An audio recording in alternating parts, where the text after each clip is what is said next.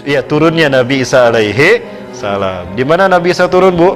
Karena kata Rasulullah, Nabi Isa turun di menara bercat putih, berwarna putih. Indal manaratil bayda. Di mana? Di Damaskus Timur. Satu-satunya masjid yang bermenara putih di Damaskus Timur adalah di Aleppo, Masjid Umawi. Di masjid itulah Nabi Isa turun. Dan saat itu akan melaksanakan sholat subuh. Kaum muslimin akan sholat subuh berjamaah. Waqad uqimatis sholat, dan sholat sudah dikumandangkan qomatnya. Wa huwa yusawwu sufufakum, dan imam kalian meluruskan saf sholat kalian. Maka turunlah Nabi Isa alaihi salam. Fanazala Isa bin Maryam ala janahain malakain. Ya, di sisi menara putih. Ini gambaran menara putih. Ini nih. Nabi Isa nanti akan turun di sini. Ya, jadi ternyata bukan di bangkinan, Pak ya. Ya, menara putih itu yang itu. Nah, Nabi Isa turunnya di sini. Di sini nih. Di sini. Ini adalah di sini terdapatnya masjid bermenara putih. Nah, ini masjidnya dan ini menaranya. Nabi Isa akan turun di sini. Ketika itu kaum muslimin akan melaksanakan sholat subuh berjamaah dan imamnya meluruskan saf sholat kalian. Stawu sufufakum, luruskan, rapatkan sholat kalian, saf sholat kalian. Fanazal Isa bin Maryam indal manaratil bayda ala janahain malakain. Memegang dua sayap malaikat, turun Nabi SAW. Maka ketika Nabi SAW turun, faqala imamukum, maka berkatalah imam kalian, ta'al ya Nabi Allah, sholli lana, mari Nabi Allah, imami kami sholat, silakan Nabi Allah. Apakah Nabi Isa jadi imam sholat? Pada saat itu tidak, Nabi Isa menolak menjadi imam. Maka yang menjadi imam adalah Imam Mahdi. Apakah Imam Mahdi lebih mulia dari Nabi Isa? Tidak. Tapi setiap Nabi dan Rasul, jika hidup di zaman Rasulullah, wajib meninggalkan tugas kenabian mereka, beriman pada Rasulullah dan menolong dakwah Rasulullah, menjadi makmumnya Rasulullah SAW. Karena Imam Mahdi yang memimpin pelaksanaan sunnah pada saat itu, maka Nabi Isa ittiba kepada sunnah Rasulullah, makmum di belakang Imam Mahdi. Bukan berarti Imam Mahdi lebih mulia, tapi para Nabi telah bersumpah di hadapan Allah akan ikut kepada Rasulullah sebagai umatnya. Quran, Surat Ali Imran ayat 81-82. Selesai sholat subuh berjamaah, maka Nabi Isa AS mengatakan, iftahil bab, buka pintu masjid itu. Ketika sholat di masjid ini selesai, sholat subuh selesai dilaksanakan, maka pintu masjid ini dibuka. Ketika pintu masjid itu dibuka, maka tampaklah Dajjal dengan 70.000 pasukannya.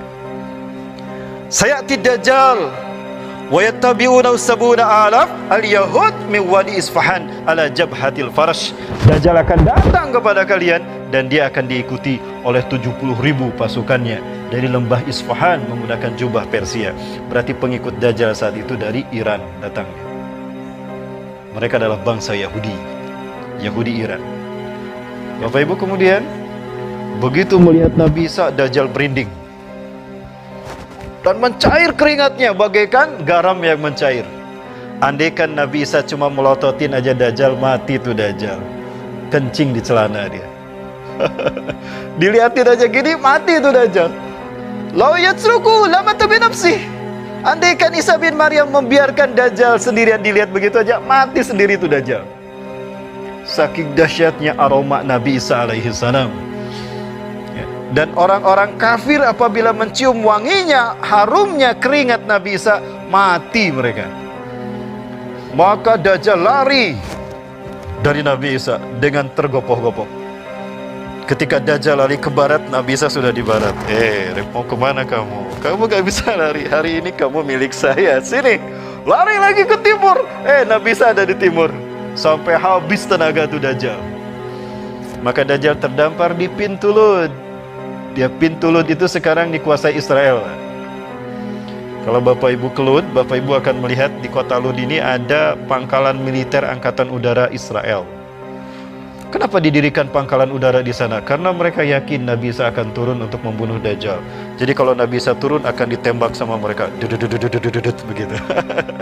Mereka yakin dengan hadis ini, jauh lebih paham daripada kita umat Islam. Karena mereka lebih rajin untuk mengkajinya daripada kita. Betul? Tuh kan, jujur. Sementara pengikut Dajjal mati ketika mencium Nabi Isa. Sebagian mereka lari tunggang langgang. Bersembunyi mereka di balik batu dan pohon berkata, "Ya Muslim, ya mu'min, ta'al fil wara'il yahud uqtulhu." Di sini ada orang Yahudi di belakang saya, bunuh dia. Illa gorkod, kecuali pohon gorkod.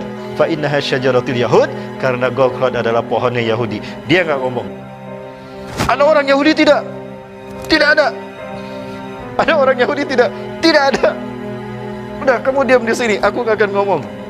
Ya, kecuali gorkod.